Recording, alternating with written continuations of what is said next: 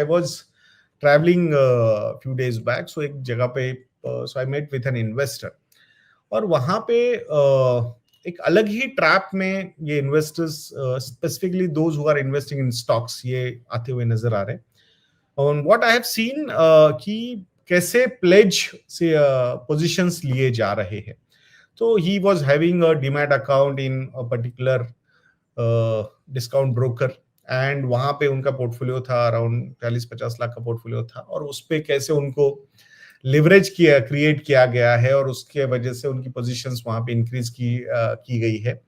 And that poor person is not understanding the risk he is taking, because जो knowledge level होनी चाहिए, मतलब आप डायरेक्ट स्टॉक्स में इन्वेस्ट कर रहे हो तो the kind of involvement you need to have, the kind of research you need to have, वैसा कुछ भी नजर नहीं आ रहा था. वहां से उस डिस्काउंट ब्रोकर से एक डीलर असाइन हुआ है, and he is suggesting him to trade on that particular platform. और उसमें कुछ इनिशियल बिगिनर्स लक के चक्कर में उनको थोड़े से रिटर्न्स आए, तो उनको ऐसा लग रहा है कि every month generating 6-7% returns is not very difficult, and I will keep on doing that, and they are giving me money at 12-13-14% kind of interest rate. So I think it's a simple thing to generate returns. मतलब महीने के मैं 40-50% तो return में 40% तो मैं generate कर ही लूंगा. सो सॉरी, मैं साल की 40% के रिटर्न्स, महीने के 5-6%, और ऐसे ऑन एन एवरेज, मतलब थोड़ा बहुत इधर उधर वोलेटिलिटी, एक 2-4 महीने no returns, I think still I will generate.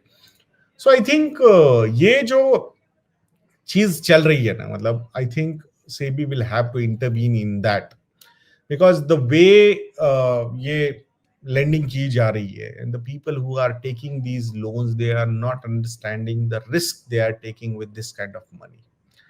So I think कहीं ना कहीं लोगों को ये समझना बहुत ज्यादा जरूरी है. ये जो इजी मनी का जो एक चस्का बीच में लगाया गया है, एंड उसको जो प्रमोट किया जा रहा है, आई थिंक इस पे कुछ रेगुलेटरी एक्शंस लेना बहुत जरूरी है. नहीं, वो लोन्स हो रहा है ना, बढ़ रहा है ना, क्रेडिट बढ़ रहा है ना. आई थिंक क्रेडिट कंजम्पशन के साइड से, जो नीड्स है उस साइड्स में, या फिर मैं वांट्स के साइड्स में भी बोल सकता हूँ कि वहां पे क्रेडिट बढ़ना, देयर इज नो प्रॉब्लम.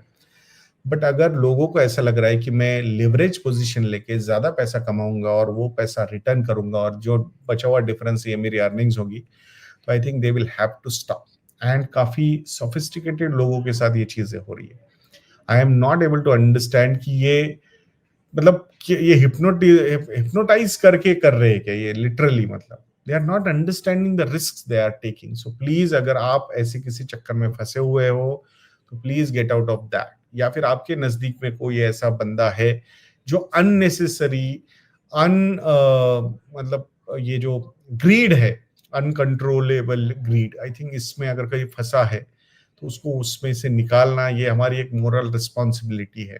और मुझे वही लगा था जब मैंने वो डिस्कशन किया, मैं आई ट्राइड, तो उनको धीरे धीरे वो चीज समझी कि आप क्या करते हो, तो उनको ये समझ में आ गया कि ये जो भी हो रहा था, मैं लक को स्किल समझ रहा था.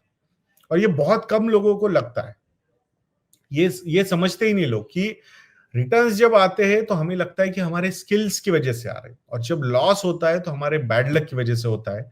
ये जो है ना, ये इसको एग्जैक्टली ऑपोजिट करना है हमें. रिटर्न्स लक से आते हैं, और जो लॉस होता है वो हमारे स्किल से आता है. ये हम जितनी जल्दी समझेंगे उतनी जल्दी आप इस माया जाल से निकल सकते हो, ऐसा मुझे लगता है. So just be simple and humble. Being humble is very important in this particular field. Otherwise, there are vampires who are sitting there and they are going to क्या बोलते हैं उसको, suck our blood. And we have already seen that. ये जो सेबी ने अभी actions लिए हैं, कि वहां पे जब देखा है, I was literally shocked the kind of losses. मतलब retail investors have lost more than 1,04,000 crore rupees last year.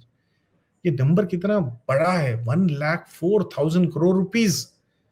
And I was seeing some reports कि on an average every investor has lost around 30-40,000 rupees. ये मतलब आप समझ रहे हो कि who is winner here. मैं हमेशा बोलता था आपको कि ये जो हेज फंड मैनेजर्स है या सो कॉल्ड ये अल्गो ट्रेडर्स है, they are minting money because of the retail investors, retail traders. So मतलब यहाँ अगर ये जीरो सम गेम है, यहाँ पे अगर कोई जीत रहा है तो किसी का हारना मस्ट है, अदरवाइज ये होगा ही नहीं कभी। तो हम क्यों उस लाइन में, हारने वाली लाइन में जाके खड़े हो रहे हैं, मुझे समझ में नहीं आ रहा। Are we really, do you really think that कि आप उन अल्गो ट्रेडर्स को, वो हेज फंड मैनेजर्स को बीट कर पाओगे बाय डूइंग पार्शियल एनालिसिस और रिसर्च? अगेन, आपको बहुत सारे लोगों को बुरा लग सकता है ये, but this is the harsh reality which we are seeing. तो ये प्लीज इस पर्टिकुलर गिमिक में मत आइए, एक सिंपल प्रोसेस को फॉलो कीजिए, बोरिंग बना दो जी इस जर्नी को। एक सिंपल फाइनेंशियल प्लानिंग प्रोसेस करो, क्या है मेरा इनफ्लो, क्या है मेरा आउटफ्लो, क्या है मेरा सरप्लस, गोल्स को डिफाइन करो, गोल्स को क्वांटिफाई करो, एग्जिस्टिंग एसेट्स को अपने गोल से लिंक करो, रिस्क प्रोफाइल के हिसाब से इन्वेस्टमेंट ऑप्शंस को सिलेक्ट करो, and every year repeat this process. Savings को इन्वेस्टमेंट करना, यही आपका एक थॉट प्रोसेस होना चाहिए। उसको सिंपल एसआईपी में भी इन्वेस्ट करते रहेंगे हम, तो माइंड बॉगलिंग नंबर्स अचीव हो सकते हैं 10, 15, 20 साल बाद। ये जर्नी बोरिंग है, इसीलिए लोगों को लगता है यार इसमें तो कुछ एक्साइटमेंट ही नहीं है, कैसे करेंगे। बिलीव मी, यही जरूरी है। एक्साइटमेंट जो लानी है आपको, उसके लिए आपका आपका खुद का कोर कॉम्पिटेंस जो है, वहां पे और ज्यादा आपकी स्किल्स बढ़ाओ और वहां पे ज्यादा पैसा अर्न करो, एंड देन वो ज्यादा एक्स्ट्रा जो पैसा आप अर्न कर रहे हो वो भी आपका रिटर्न ही है। What is that? That is nothing but your return only. वो रिटर्न्स को आपको इन्वेस्ट करना है, एक्स्ट्रा पैसा जो सेव करे उसको इन्वेस्ट करो। I have seen people investing, मतलब कि मेरा एक फ्रेंड है, so he and his wife focused on their jobs and now they are doing so well. They are in IT companies, product companies in Bangalore, and एक discipline follow कर रहे हैं, SIP का डिसिप्लिन फॉलो कर रहे हैं, जैसे जैसे सैलरीज बढ़ रहे हैं उसको सेविंग्स को इन्वेस्टमेंट में कन्वर्ट कर रहे हैं।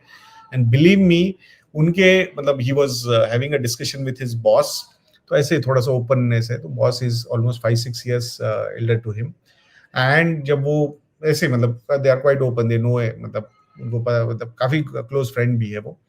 तो जब वो फाइनेंशियल एसेट्स के कंपैरिजन कर रहे थे या ओवरऑल एसेट्स के कंपैरिजन कर रहे थे, तो his portfolio was bigger than his boss's portfolio, because the boss did not follow any discipline of investing and wrong choice of assets, and the packages जो है उनके वो ऑलमोस्ट 2-2, 2.5 करोड़ के पैकेजेस है।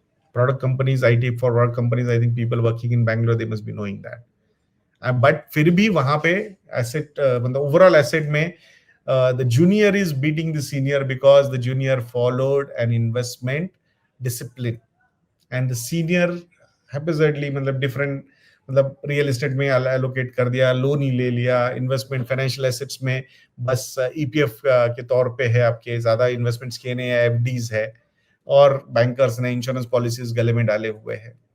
तो इस तरीके के है। सो मतलब जो 5-6 साल सीनियर है, जिसका पैकेज उससे काफी ज्यादा है, but he still lacking on the assets part. तो आप समझ रहे हो ये सारी चीजें।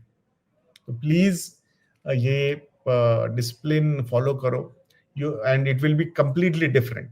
मतलब 30-30, 40-40% पैकेजेस कम होके भी आपके एसेट्स ज्यादा होना, I think this is a different kind of achievement people need to understand.